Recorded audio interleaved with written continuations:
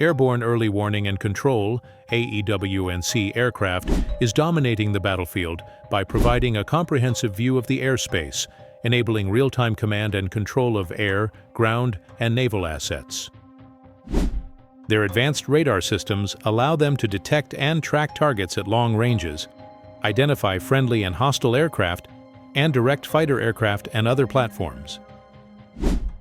The government of Pakistan announced that China has entered into formal negotiations with Islamabad to deliver the Shaanxi KJ-500 airborne early warning and control aircraft.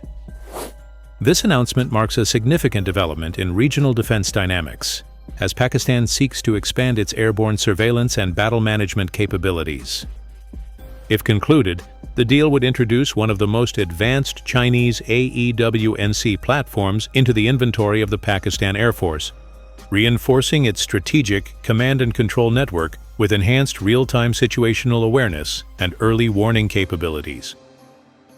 In parallel to the KJ-500 negotiations, Chinese defense authorities have reportedly proposed the supply of 40 J-35A fifth-generation stealth fighter jets and HQ-19 long-range air defense missile systems to Pakistan. This broader package, if accepted, would represent one of the most comprehensive modernization initiatives in Pakistan's defense procurement history.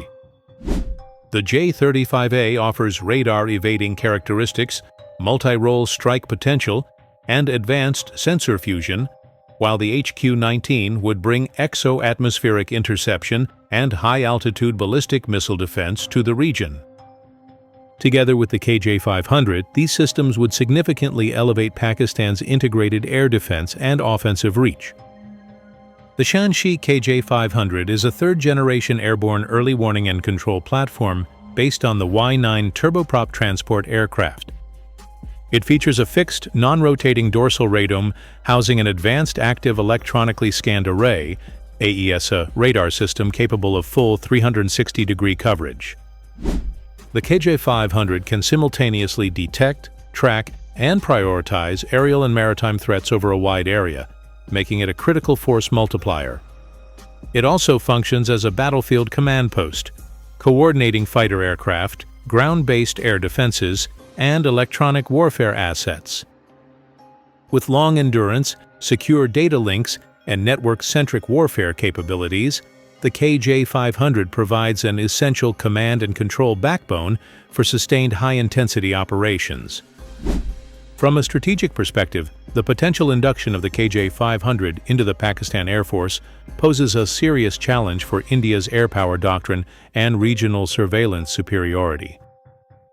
Airborne early warning and control platforms like the KJ-500 allow Pakistan to monitor Indian airspace from deeper within its own territory, detecting and tracking incoming fighters, cruise missiles, or UAVs well before they reach the border.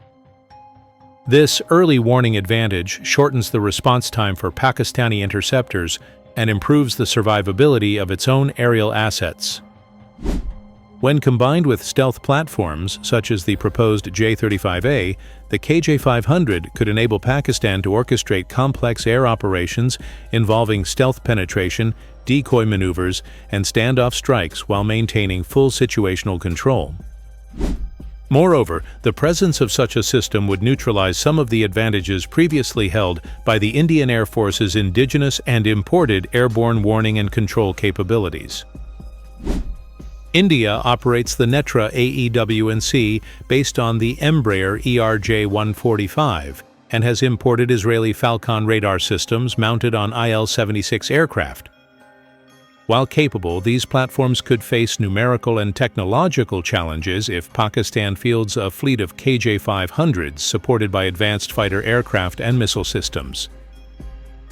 In a future conflict scenario, India would be required to deploy more resources toward electronic warfare, suppression of enemy air defenses, and long-range counter-AEW&C missions to preserve its strategic edge. The broader implication of the KJ-500 transfer is the tightening alignment between China and Pakistan in defense strategy and battlefield network integration. As the China-Pakistan defense corridor continues to evolve beyond hardware sales into real-time operational interoperability, the region is likely to witness a recalibration of threat assessments and a possible arms modernization response from India. The emerging regional air defense architecture, anchored by platforms like the KJ-500, signals a transition toward high-end, networked warfare in South Asia that will shape the next phase of military planning and deterrence postures across the subcontinent. Not only that, Pakistan is also preparing to procure China's most advanced HQ-19 air defense system. The HQ-19 is an anti-ballistic missile and anti-satellite weapon system developed by the People's Republic of China. Designed as a high-altitude interceptor, it is intended to counter medium-range ballistic missiles, hypersonic glide vehicles, and satellites in low Earth orbit. With both anti-ballistic missile and anti-satellite roles, the HQ-19 enhances China's integrated missile defense and space control capabilities. It is a variant of the HQ-9 long-range surface-to-air missile system. It targets ballistic missiles in their mid-course and terminal phases, comparable to the U.S. THAAD system. If procured, it will allow Pakistan to detect and destroy ballistic missiles, hypersonic glide vehicles, and low Earth orbit satellite. It will significantly reinforce Pakistan's ability to counter any threats from India. The HQ-19 reportedly entered limited service by 2018. It was first displayed publicly at the 2024 Zhuhai Air Show, confirming its operational maturity and readiness for full deployment. The system is engineered to intercept medium-range ballistic missiles during both mid-course and terminal flight phases and is also capable of targeting hypersonic glide vehicles and satellites operating in low Earth orbit. This broad operational scope enables it to serve as a dual-purpose anti-ballistic and anti-satellite platform, reinforcing China's air and space superiority doctrine. The HQ-19 employs a kinetic kill vehicle to destroy targets through direct impact, eliminating the need for conventional explosive warheads. This approach increases intercept precision and reduces collateral effects. The system operates as part of a layered defense network and complements other platforms such as the HQ-9 and the more advanced HQ-26, forming a key pillar in China's anti-access area denial strategy. It is often compared to Western systems such as THAAD and SM-3 due to its performance envelope and mission profile. The HQ-19 system is guided by the Type 610A Active Electronically Scanned Array (AESA) radar, which boasts a detection range of up to 4,000 kilometers. This radar provides long-range tracking and mid-course guidance updates to the interceptor missile.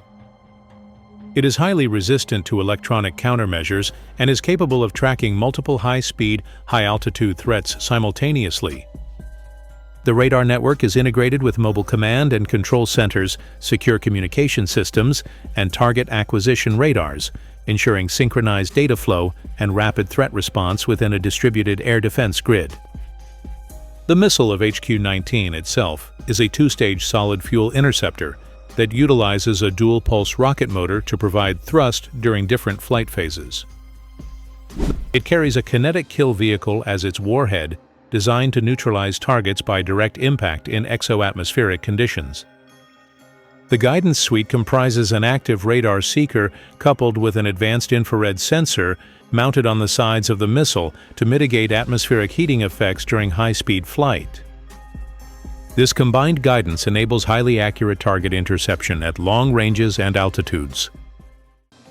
However, the procurement of KJ-500 and advanced HQ-19 will significantly boost Pakistan's ability to face high-threat environments involving nuclear ballistic missiles and hypersonic glide vehicles.